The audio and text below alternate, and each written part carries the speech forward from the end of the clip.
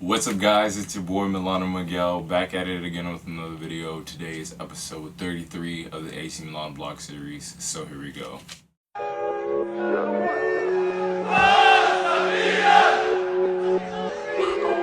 To help us, Dragowski. Well done, young man. That was in the morning. Now go for him. He try to shake my hand. I'm on.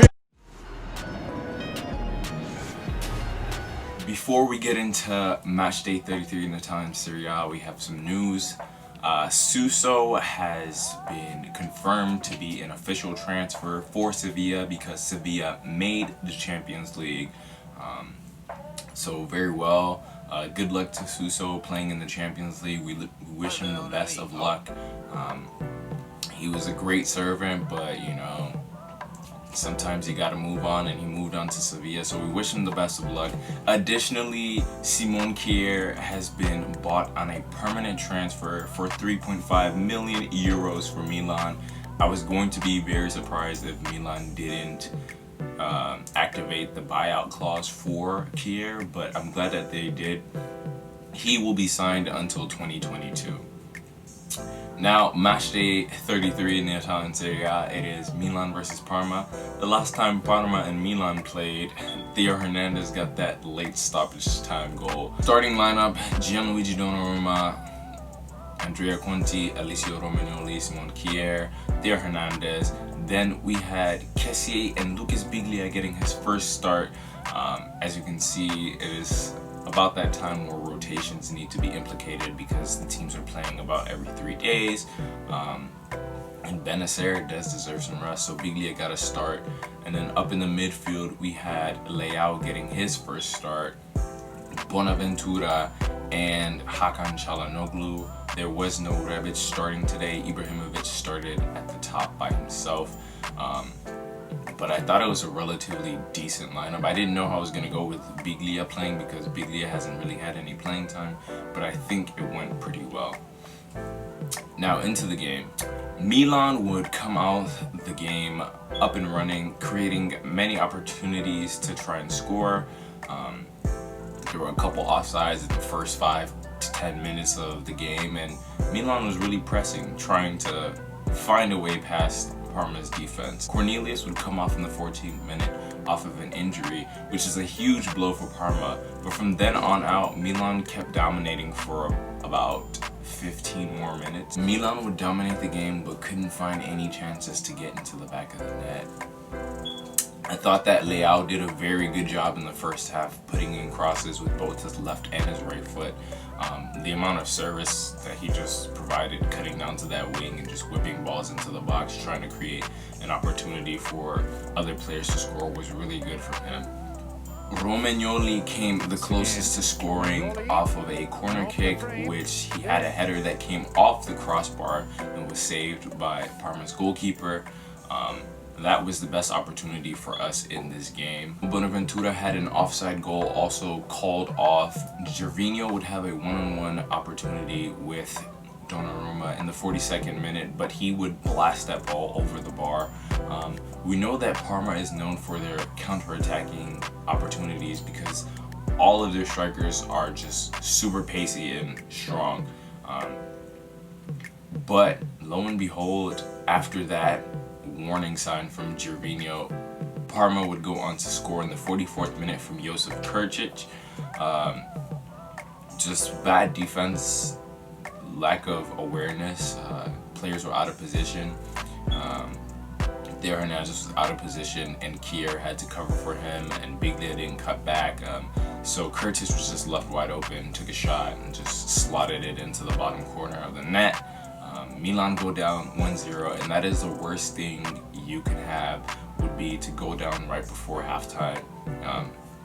That changes the coach's message and changes the coach's tactics or whatever. Personally, I believe that Pioli sticks with the tactics that he has no matter what.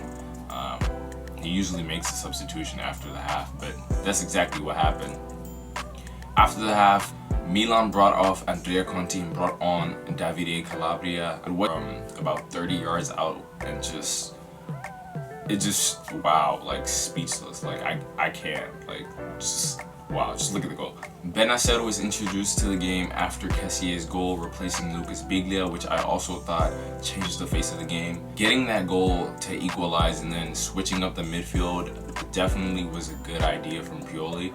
I think that changed the shape of the game for Parma. They didn't know what to do after that. Not long after that, 4 minutes later, in the 59th minute, the cross is put in by Hakan Çalhanoğlu, and none other than El Capitano, Alessio Romagnoli, gets his first goal of the season. You know, I thought he was gonna get a goal earlier in the first half, but he didn't. But it all made up because Alessio Romagnoli, El Capitano, got his first goal of the season. Milan were up 2-1 at this point in the game. They turned it around, and this is the Milan that I'm liking to see. Lately, Milan fans have been having the confidence that when Milan go down a goal, they can come back, or when Milan are down 2 goals, they can at least get a draw from it. I'm really loving the mentality, the fight, the effort. This team has built a mindset and a mentality that even if we're down a goal, we're going to fight to the end, and that's exactly what they've been doing in the last couple of games.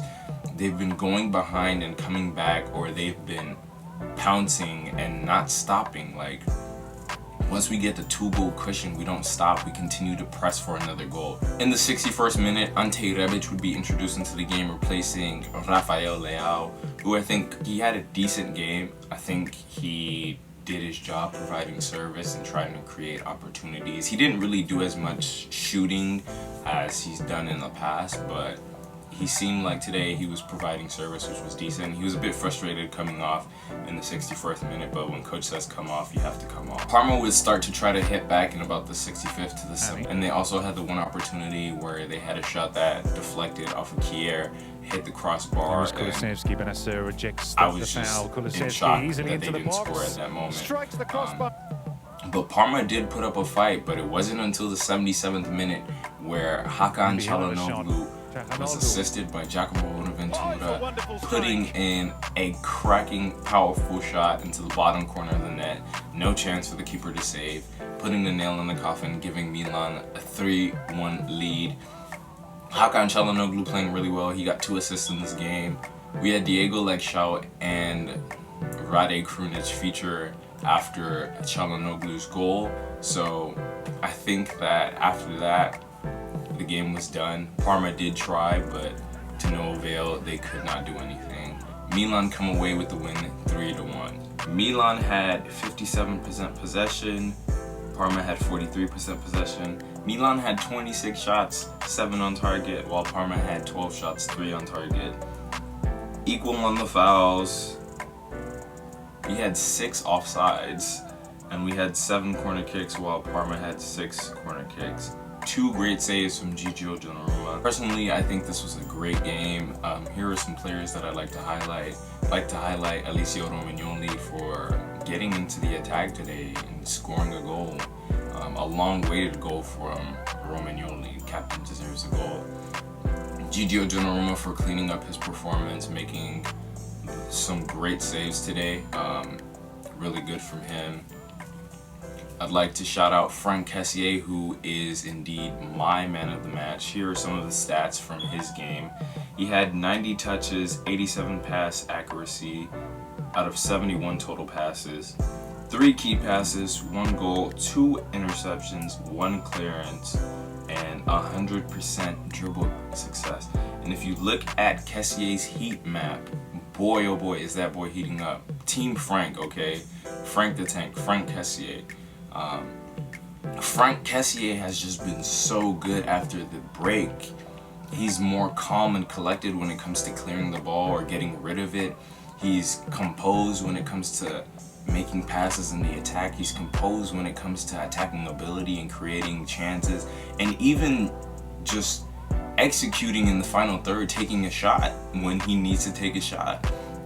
Frank Kessie by far has been the most improved and the best player of this team since the coronavirus break had been ended. I think that he is going to be an integral part of this team moving forward. We cannot lose Frank Kessie at all costs. Another player I'd like to highlight, Hakan Çalhanoğlu. He's been doing really well since the break. It seems like he's found his confidence in himself and he's been scoring goals and providing assists like he should be. Another player that's been really good, Giacomo Bonaventura. Today he played 90 minutes. In the last couple of games, Bonaventura has been bailing us out. Whether it's him making a pass, assisting Rebic against Juventus, having the penalty against Napoli. Bonaventura has been helping out this attacking team. So, I don't know.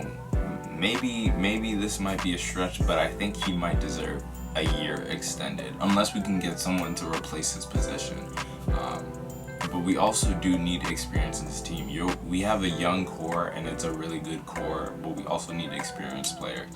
But yeah, really good game. We have Bologna to play. We still have to play Atalanta. We still have to play Sassuolo, which those are my two games that I'm fearing, Atalanta and Sassuolo. Atalanta because the last time we played them they beat us 5-0. Sassuolo because Sassuolo has been undefeated since the break.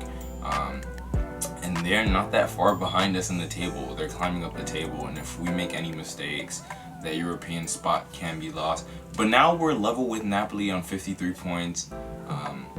Because Napoli drew with Bologna. We play Bologna on Saturday. So I'm really excited. I just think that Milan need to stay consistent and continue doing the good work that they're doing. Trust the process, do what they're doing, and we'll be fine. We will make Europa League and things will turn better. We're not going to be in the Champions League immediately, but this is a step towards the right direction into getting us into being a Champions League team. Well, that's all I have for you guys. Thanks for watching. Forza Milan and peace.